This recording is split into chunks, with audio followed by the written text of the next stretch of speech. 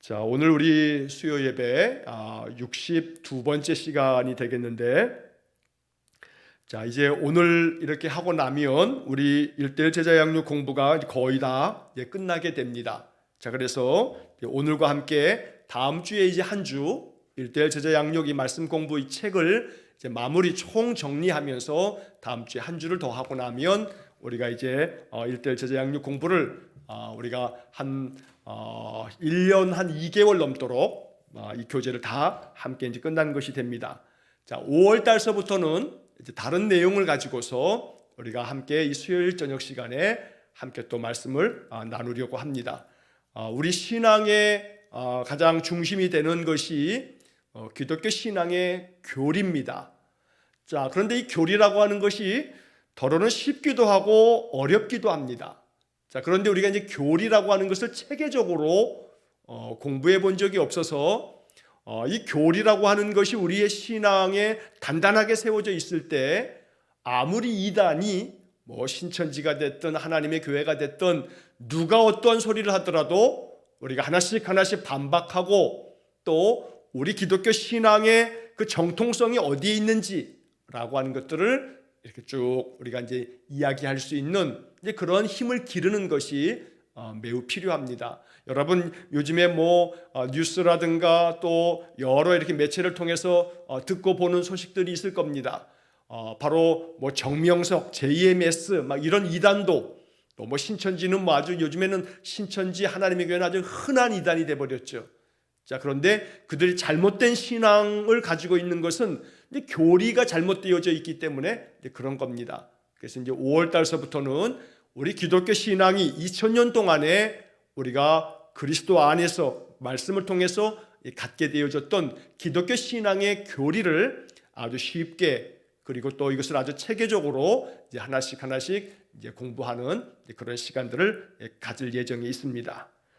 자, 오늘 1:1 제자 양육 62번째 시간으로 여러분 교재가 있으신 분들은 178쪽에 성경적인 은사관 마지막 부분에 우리 지난주에 성경에 말하고 있는 은사들에 대한 이야기를 좀 나누다가 마쳤습니다. 그 나머지 부분하고 이제 그 뒤에 성경적인 훈련관 또 성경적인 세계관 이 부분을 우리가 오늘 쭉 진행을 하도록 하겠습니다.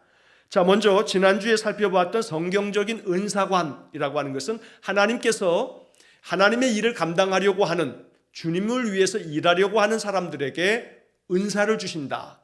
여기서 은사라고 하는 것은 주님을 위해서 일할 수 있도록 우리에게 그런 마음을 주실 뿐만 아니라 그것을 감당할 수 있는 힘과 능력을 주신다는 겁니다. 자, 이 은사라고 하는 말은 달란트라고 하는 그런 표현으로도 많이 표현되기도 합니다만 하나님께서 내게 주신 그런 여러 가지 어떤 것이든 관계없습니다. 사실 은사라고 하는 것은 우리가 이제 고린도전서 12장 조금 이따 보겠습니다만 이 고린도전서 12장에 나오는 이 9가지의 은사만 은사가 아니고 성경은 많은 것들을 은사로 우리에게 가르쳐 줍니다.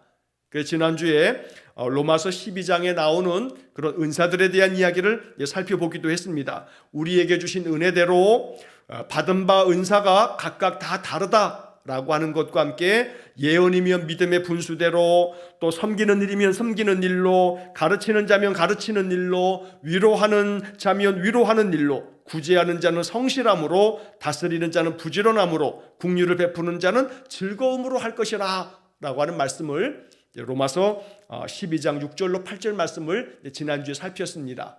그러니까 여기에 나오는 은사만 하더라도 예언하는 은사, 이건 하나님 말씀을 이야기하는 것, 하나님 말씀을 전하는 그런 은사라고 말씀을 드렸고, 자, 섬기는 은사, 가르치는 은사, 또 사람들을 위로해 주는 은사, 그리고 사람들의 필요를 도와주는 구제의 은사, 그리고 사람들을 잘 이끌어주는 다스림의 은사, 긍휼을 베푸는 은사. 이것만 은사가 아니고 고린도전서 12장에도 우리가 이미 알고 있는 그런 성령의 은사들 9가지 은사에 대한 이야기도 우리가 이제 보게 되는 겁니다. 자, 그런데 이제 우리 교재에 보게 되면 고린도전서 12장 8절부터 11절까지의 말씀으로 이렇게 제시가 되어 있는데 그 앞에 나오는 7절 말씀도 꼭 봐야 합니다. 자, 고린도전서 12장 7절 말씀에 보면 어떤 말로 이 은사에 대한 이야기가 시작되냐면 각 사람에게 성령을 나타내심은 유익하게 하려 하심이라. 이게 고린도전서 12장 7절에 나오는 말씀입니다. 하나님께서 우리 믿음의 사람들 각각의 사람들에게 성령을 부어주시며 성령의 은사를 주시는데 이렇게 성령이 나타나심은 성령께서 우리 성도들에게 임하는 것은 바로 다름이 아닌 유익하게 하려 함이라. 이게 은사의 목적입니다. 그러니까 이 고린도서 12장 7절 말씀을 우리가 꼭 기억해야 되는 것은 은사는 다른 사람들을 유익하게 만들고 공동체를 유익하게 만드는 데 사용되는 게 이게 은사입니다. 은사를 받았는데 그 은사로 인해서 다른 사람들에게 오히려 그 믿음을 일으켜 세워주지 못한다면 사실은 그 은사는 점점점 우리 안에서 이게 소멸되어집니다. 무슨 얘기냐면 예전에 우리가 몇 년 전에 교회에서 이제 은사 발견 세미나라고 하는 것을 몇 주 동안에 이렇게 진행한 적이 있습니다. 자, 그래서 이제 자기 자신에게 어떤 은사가 있는가라고 하는 은사를 쭉 한 번씩 이 설문지를 통해서 이제 체크를 하고 이걸 통해서 나에게는 어떤 은사가 있는가라고 하는 것을 한 번씩 이제 살펴본 적이 있습니다.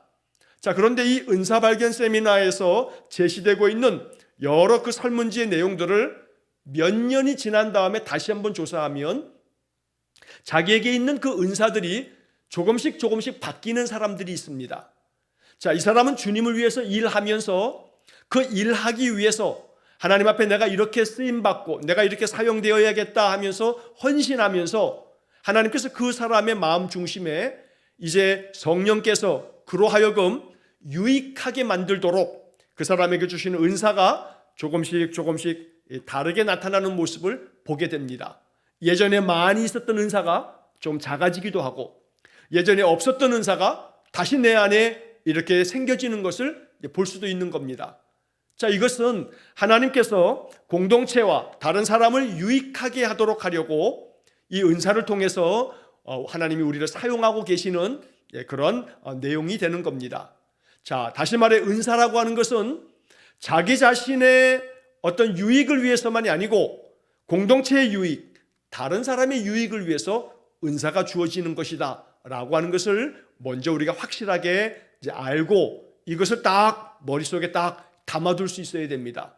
왜냐하면 이제 뒤에서 나오는 여러 가지 이제 이 성령의 9가지 은사라고 말하는 것들이 결국 이것은 나 자신의 유익함 뿐만 아니라 다른 사람들 공동체 유익을 위해서 이것이 아름답게 사용되어져야 되기 때문에 바로 이 12장 7절 말씀이 이 은사를 주시는 것이 성령의 나타나심이 유익을 주기 위해서라는 이 사실이 아주 가장 중요한 첫 번째 전제가 된다는 겁니다.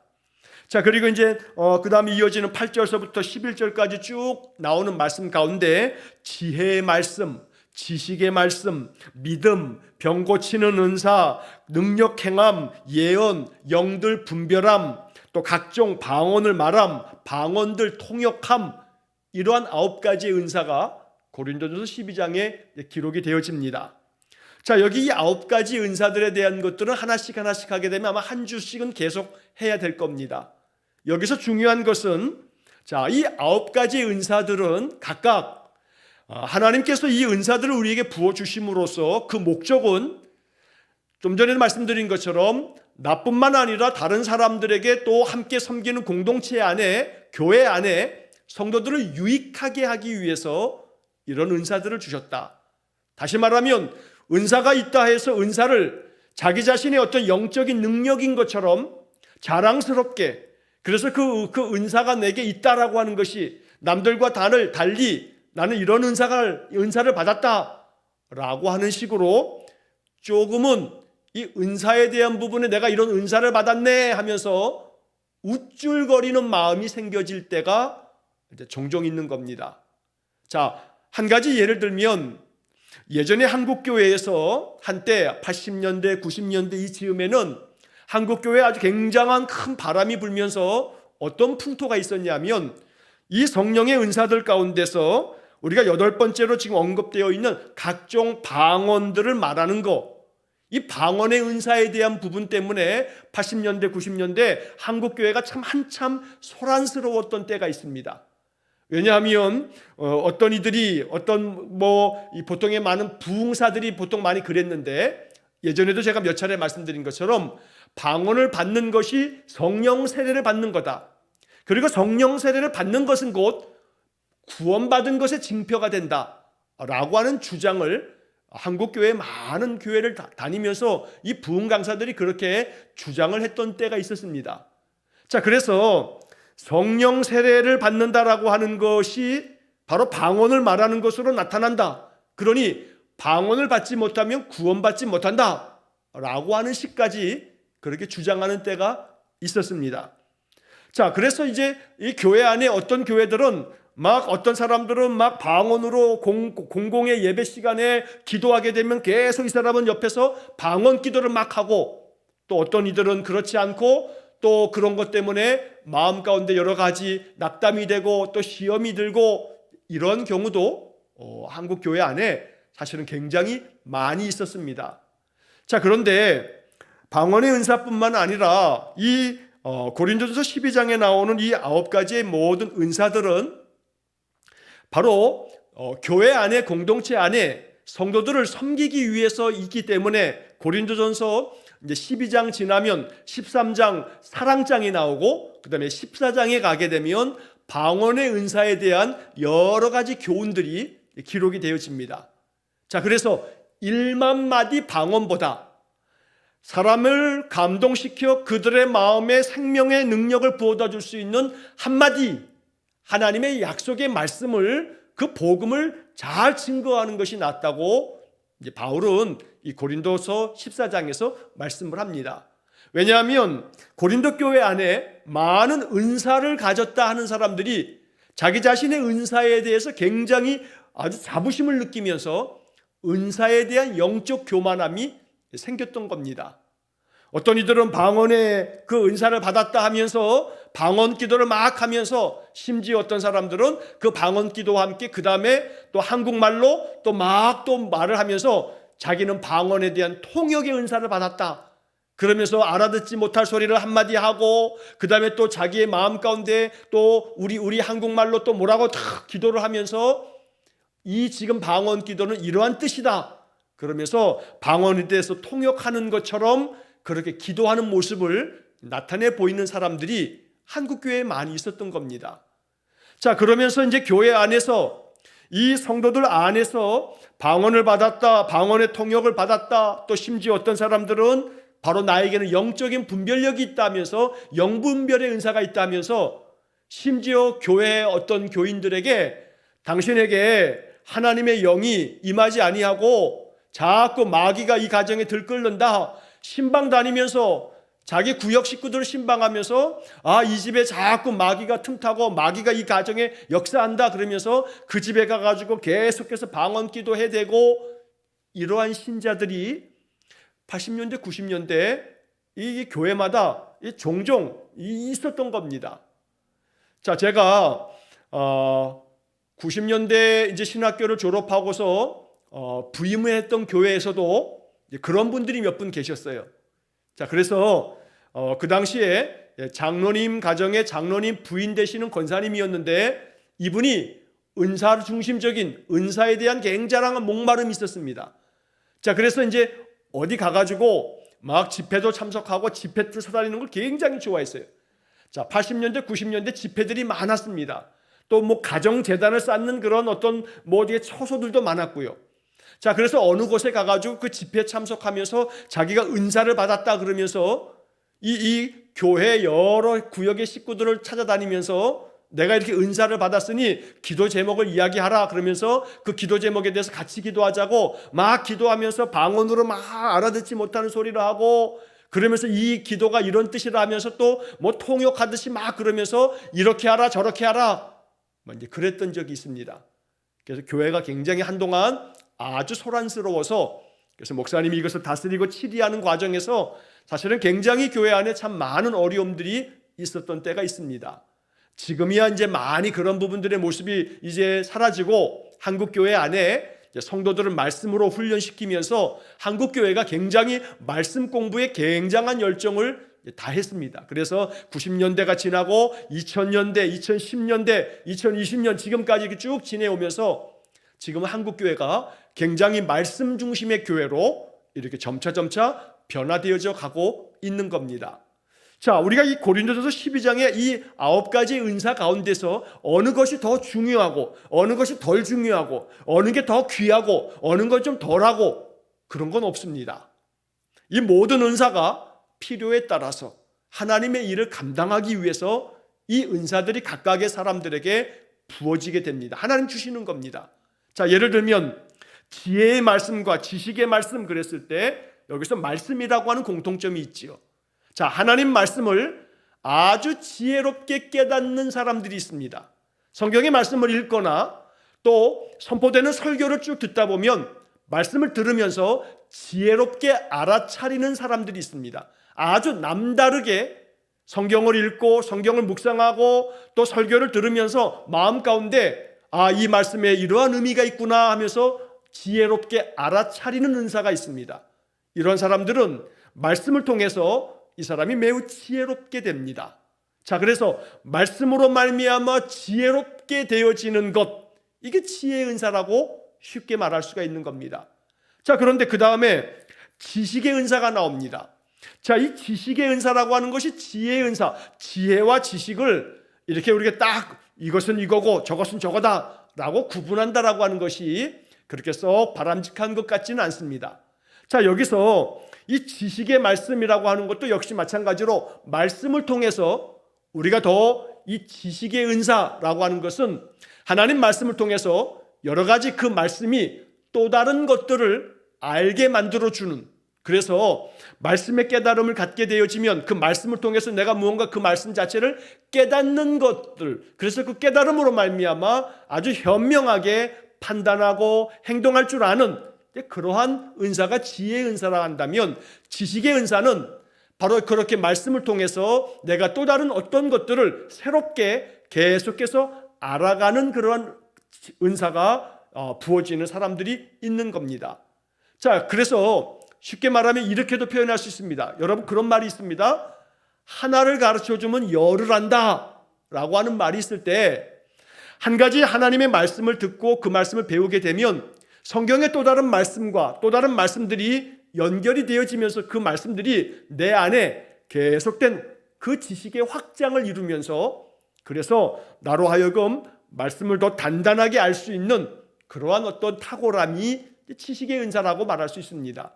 이러한 지식의 은사를 통해서 사람들은 더 많은 것들을 새롭게 알아가는 그런 능력을 가지고 이것을 통해서 다른 사람들을 그 지식에 내가 가지고 깨닫고 그랬던 것들을 잘 가르쳐 전하는 그런 능력을 갖게 되는 겁니다.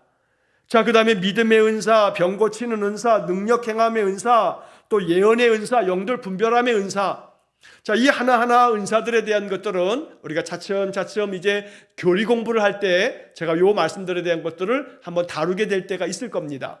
자, 여기서 영들 분별함의 은사에 대해서 우리가 항상 마음에 주의해야 할 것은 뭐냐면, 말씀 공부를 통해서 말씀에 바르게 서 있으면 이것이 하나님의 뜻인가, 하나님께서 원하시는 바인가 라고 하는 것을 분별할 줄 아는 그러한 분별력이 생깁니다.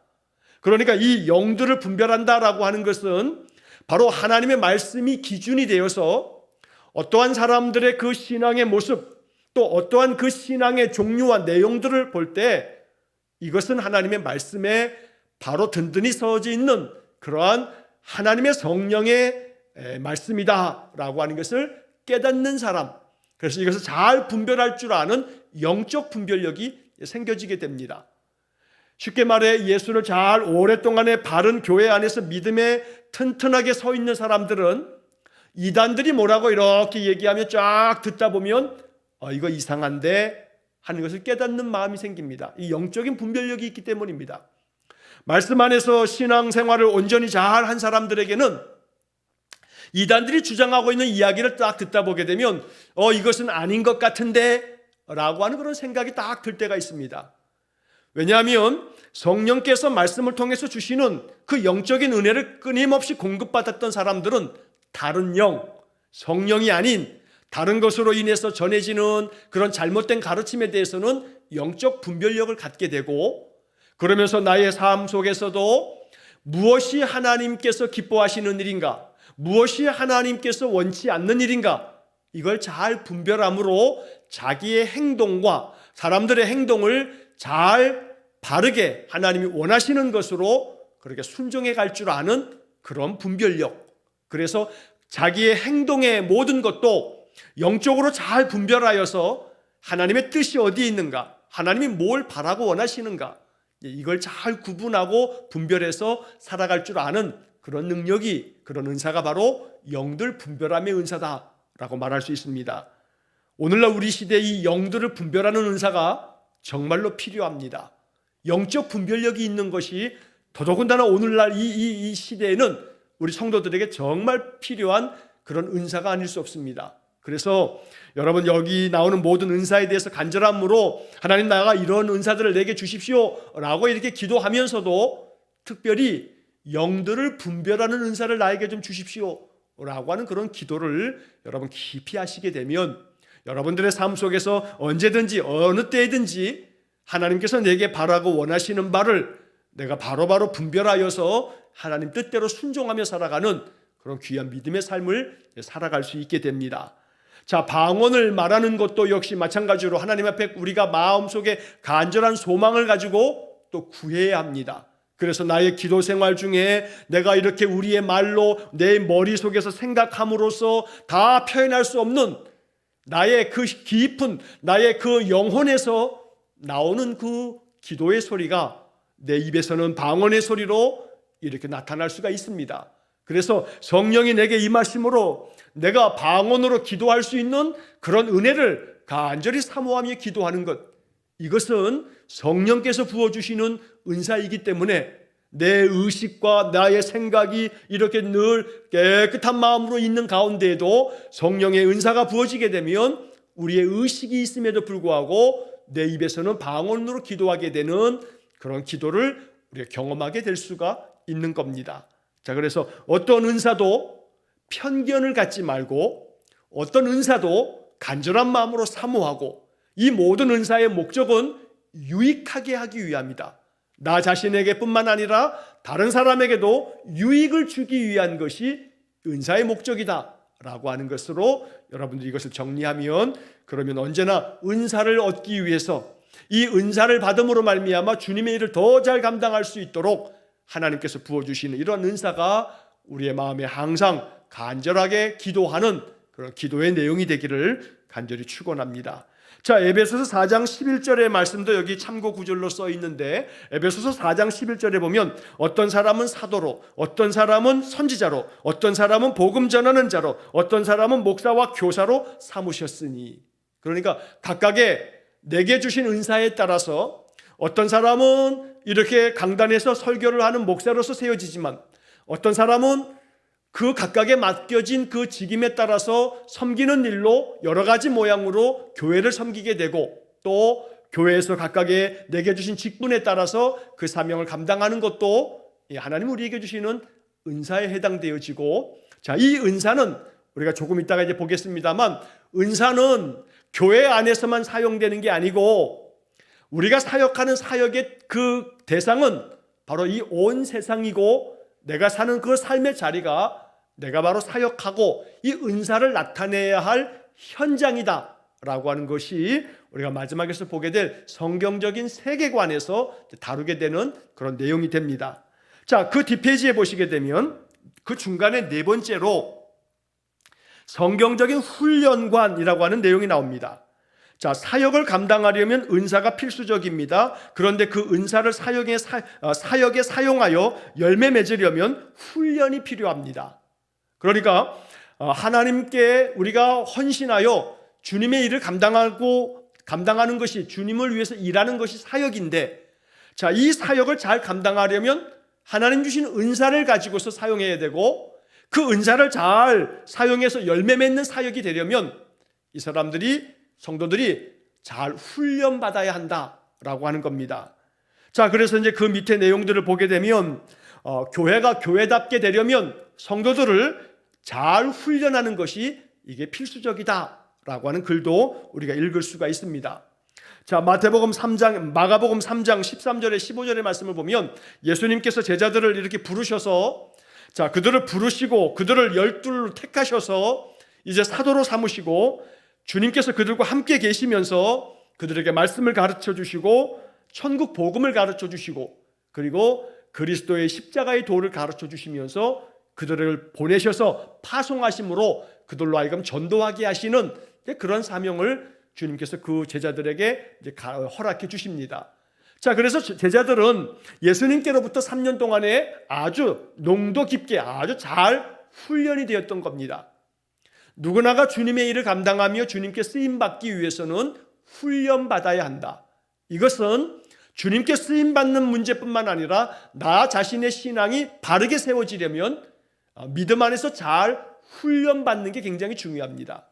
자, 그래서 뒷페이지에 보시게 되면 평신도들이 훈련을 받아야 할 영역에는 여러 가지가 있습니다 하면서 여러 가지 영역들을 이렇게 쭉 써놓고 있습니다만 첫 번째는 말씀 훈련. 자, 여기 경건 훈련이라고 되어 있는데 우리가 이 경건 훈련 또 그 밑에 세 번째 양육 훈련, 말씀으로 끊임없이 묵상하고 하나님 만나는 경건의 시간을 갖는 것, 우리가 큐티라고 우리가 1:1 제자양육 교재 그 앞부분에서 큐티 이론과 실제라고 하는 것을 공부하고 지나왔는데 바로 말씀을 깊이 묵상하는 훈련, 말씀 속에서 주님의 음성을 듣는 훈련, 또 거기에 성경 암송이라고 하는 것도 있는데 하나님 말씀 속에서 은혜가 되어지는 구절을 붙잡고 그 말씀을 계속해서 암송하면서 말씀이 내 속에서 능력이 되도록 그렇게 힘쓰는 것, 이것도 아주 중요한 훈련의 내용이 됩니다.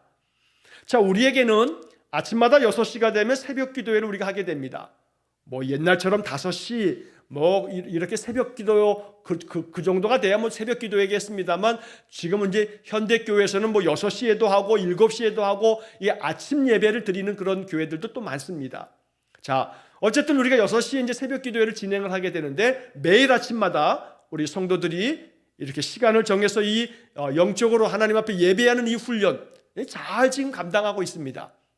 자, 그리고 난 다음에 우리 새벽 기도회가 한 6시 40분에서 42, 3분 정도 하면 끝나게 되면 몇 분 지나고 난 다음에 몇 분 동안에 이제 좀 여러분 잠시 기도하시다가 묵상하시다가 제가 6시 50분 되게 되면 그러면 감사 묵상과 그날의 아침 기도문을 제가 이렇게 카톡으로 신청하신 분들에게 그 카톡방을 만들어 가지고 거기에다 이렇게 올려드립니다.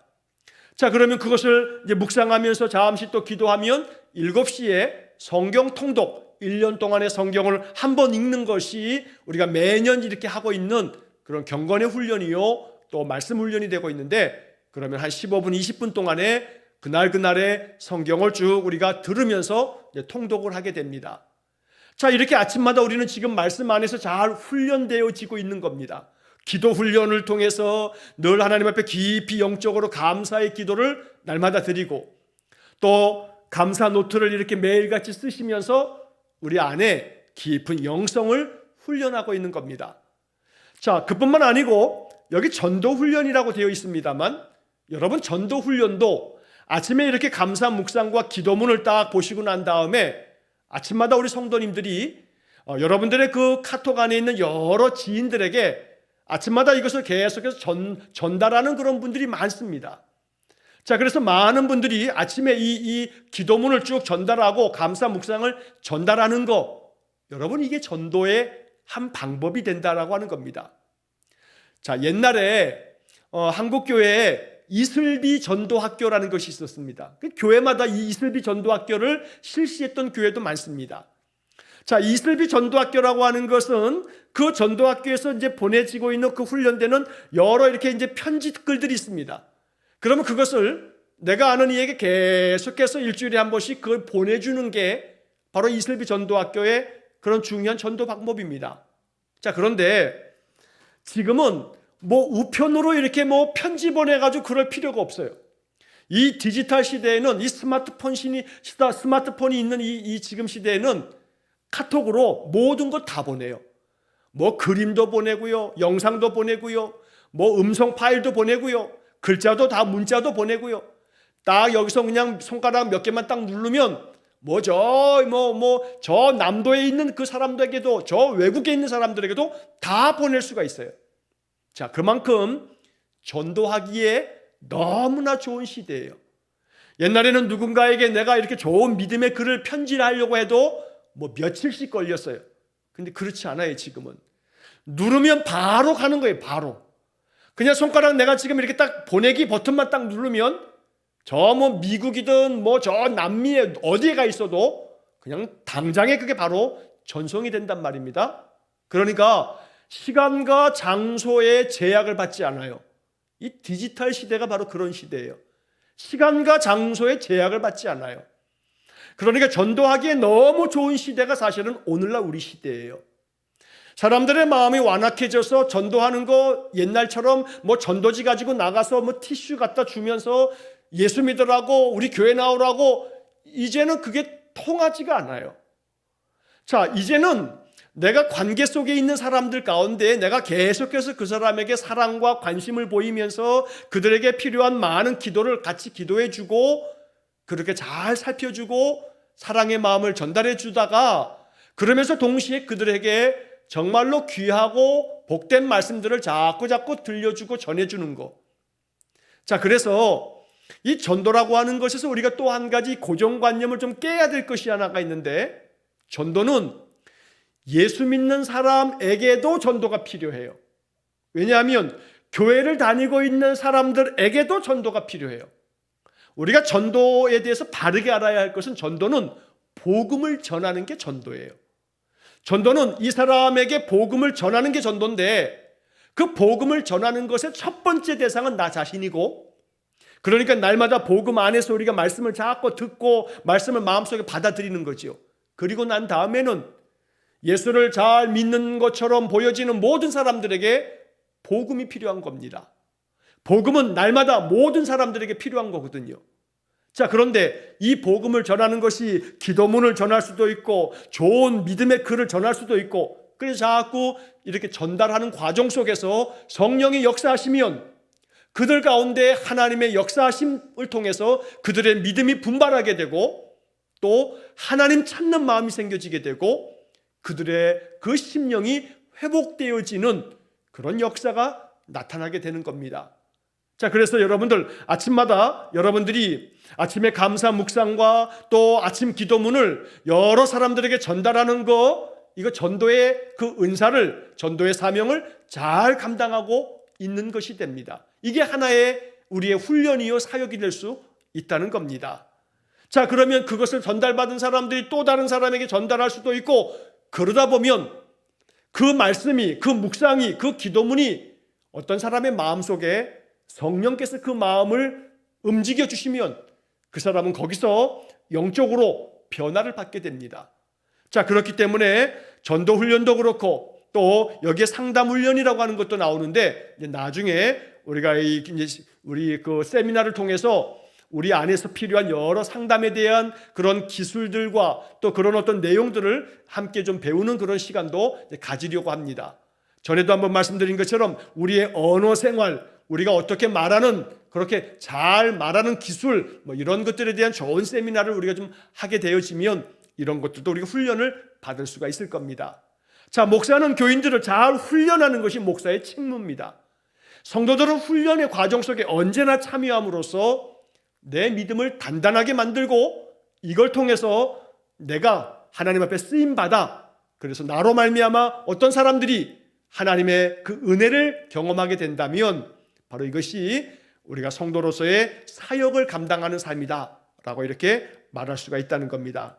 자, 그 밑에 내용들은 여러분들이 이렇게 쭉 한번 이제 살펴보시면서 거기에 효과적인 훈련을 위해서 다음 제안을 참고하십시오라고 되어 있는데, 자, 첫째는 사역자로서 소명감을 잃지 마십시오라고 되어 있습니다. 여기 소명이라고 하는 말이 나오는데, 이 소명이라고 하는 뜻은 뭐냐면 하나님의 일을 하도록 하나님께로부터 부르심을 받는 것. 그래서 주님의 일을 감당하기 위해서 주님께서 나를 부르셨다 하는 부르심을 내 마음속에 느끼는 것, 이게 바로 소명입니다. 하나님은 우리 모두를 부르셨습니다. 하나님의 자녀로 부르셨고 예수님 제자로 부르셨습니다. 그러면 우리는 누구나가 다 주님의 일을 감당해야 합니다. 주님의 일을 감당하는 데에는 어느 누구도 예외가 없습니다. 주님의 일을 감당하는 것은 목사님만 하는 게 아니고 장로님만 하는 게 아니고 모든 성도들은 주님의 일을 감당하기 위해서 부름을 받았다는 겁니다. 이 소명의 의식이 우리에게 있어야 됩니다. 자, 그러면서 거기에 이제 여러 가지 나오게 됩니다만 세 번째 내용 보시면 사역에 필요한 말씀이나 책들을 읽고 공부하십시오라고 한 내용이 나오는데, 이건 교회 안에서 계속 되어지는 훈련의 과정 속에 참여함으로써 우리가 이런 것들을 잘 훈련받을 수가 있게 됩니다. 자, 그러면서 헌신과 열심에 도전을 줄 수 있는 그룹에 참여하십시오. 그룹에 참여하십시오. 자, 그래서 여러분 성경 통독에 대한 것도 연초에 쭉 광고를 여러 주에 걸쳐서 말씀을 드리면서 여기에 참여하시기를 바라면서 여러분들에게 이렇게 참여하시는 신청서를 제가 이렇게 또 나눠드립니다. 왜냐하면 강제가 아닌 여러분들의 자원하는 마음으로 참여함을 통해서, 그래서 여러분들이 1년 동안에 매년 성경을 이렇게 한 번씩 읽어감으로써 말씀의 사람이 되어지게 되고, 그리고 또 올해부터 시작되어지는 것이 감사 묵상 기도를 우리가 또 시작을 하면서 역시 참여한 사람들에게 카톡방에서 이 말씀들을 나누게 됩니다.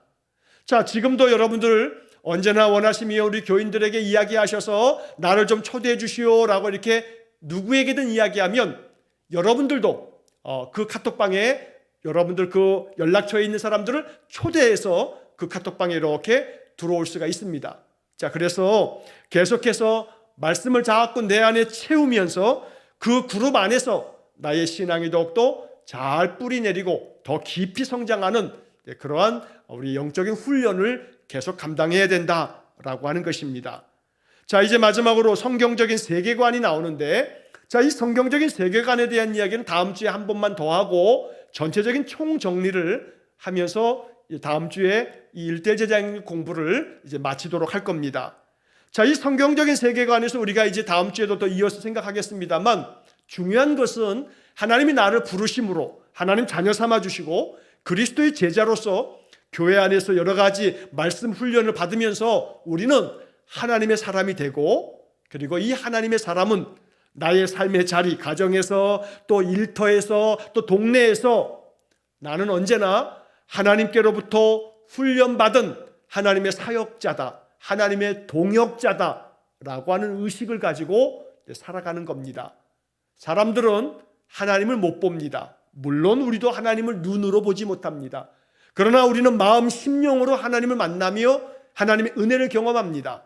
그러면 하나님의 은혜를 경험한 우리 성도들은 세상 사람들에게 하나님을 느낄 수 있도록 만들어주는 통로가 되는 겁니다.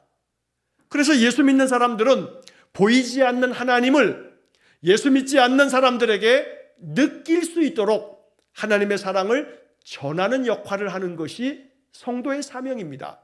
자, 그렇기 때문에 이제 다음 주에 이어서 성경적인 세계관을 통해서 내게 주어져 있는 나의 삶의 모든 영역이 내가 하나님께로부터 소명을 받아서 하나님의 사역자, 하나님의 동역자로서 내가 이 사명을 감당하기 위해서 어떤 마인드가 필요한가라고 하는 것을 다음 주에 마지막으로 한번 살펴보면서 이 1대 제자 양육 공부의 모든 것에 대한 총정리를 다음 주에 하고 마치도록 하겠습니다.